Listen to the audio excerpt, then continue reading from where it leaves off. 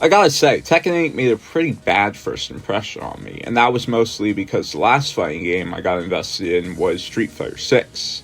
For a steeper price tag, Tekken 8 provides a campaign almost entirely dominated by cutscenes with arbitrary fight sequences sprinkled throughout, a much more restrictive character creator, and a lounge that serves no purpose and doesn't feature any actual arcade content. Last time I checked though, only one of these games has a funny panda character, so...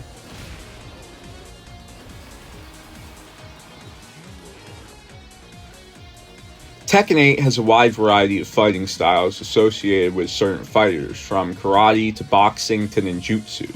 There's a guy here who can use his katana as a helicopter, a pogo stick, and stilts. Kuma can roll around on the floor and slap its opponents with a fish. Some of the characters even have guns. Of course, it's not uncommon for fighting games to get wacky in terms of character design and abilities, but the differences between the fighters in Tekken matter a lot more because the combat is surprisingly rigid. Jumping is a dangerous move in most scenarios because it's slow and leaves you open to rising attacks. However, there's a character called Elisa who can attack while gliding in the air. This makes her unique in that she can create aerial combos with less risk involved. Sensing them blocking your opponent's moves can be frustrating and difficult at times, but if you play as Steve Fox, you can duck and swerve in every direction to evade punches instead. Although there are a few obvious gimmicks in some characters' movesets, many of their special abilities and stances are more subtle. In fact, I didn't even notice some of them until I went into practice mode and checked their specific moves. Harang can switch the side he's facing to gain additional attacks. Lily has these sick backflips and cartwheels, and Zafina can perform some insane gymnastics, slipping across the floor like a worm to hit opponents in unique ways. Each character has at least 100 moves, which is just wild. At first, the sheer quantity of them may seem superfluous, which on their own they might be, but the little details regarding their speed and angle and positioning do make a difference when it comes to stringing together combos. The other thing about having so many moves at your disposal is that it kind of encourages mashing buttons without any specific intent until you do something cool. There's definitely a level of strategy here though, because there are many moves which only work in certain conditions, both literally in terms of your character's stance and the direction they're facing, but also when it comes to the actions of your opponent. Tekken 8 is mostly a refined upgrade of Tekken 7, and a completely justifiable one as it's been nearly a decade since that game released. However, it does introduce a new mechanic in the form of the heat system. Each fighter has around 15 heat moves, which are essentially just stronger versions of the regular attacks that use up a bar of energy. They can be accessed with the press of a button anytime during combat, and they'll display in a box on the side of your screen, even for the other player.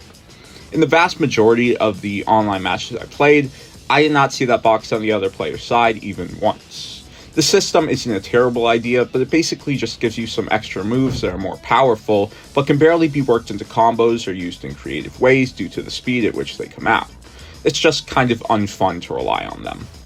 The single player offerings here are, they're there. There's a campaign that, as I mentioned, is like 99% cutscenes. The traditional tournament-style battles sprinkled throughout it are fine because the core gameplay is great, but I'm always going to take fighting other players online over fighting NPCs. There's also some gimmicky boss fights and brawling segments here and there that are absolutely horrid. The story itself is very generic, but it can be interesting, or at least entertaining at times. I thought I wouldn't get much out of it because it's not fully dubbed in English, but what's actually funnier than terrible English voiceovers is having a bunch of characters from different countries speak to each other in their native languages, and somehow they all understand each other. So yeah, it did end up being pretty enjoyable. Oui, Asuka et moi observerons l'armée de la G Corporation. Xiaoyu to Panda-chan wa Jin no omori o tanomu de. Alongside it, there's a separate campaign of sorts called Arcade Quest. This one is more of a training mode intended to get players to understand the game's mechanics better by facing AI opponents in the arcade and in tournaments. It feels really thrown together compared to Street Fighter 6's World Tour mode, which essentially had the same premise, but it's definitely more helpful when it comes to learning how to improve as a fighter. It incorporates the same ranking system that's used in online matches, except in this case you're climbing up that ladder by beating NPCs, which pose almost no challenge.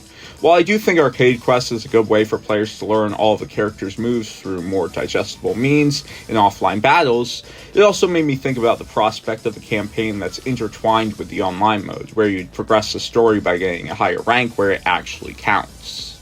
Anyway, I know I just dogged on this game for a moment there, but truth be told, no one bought Tekken 8 for the single player.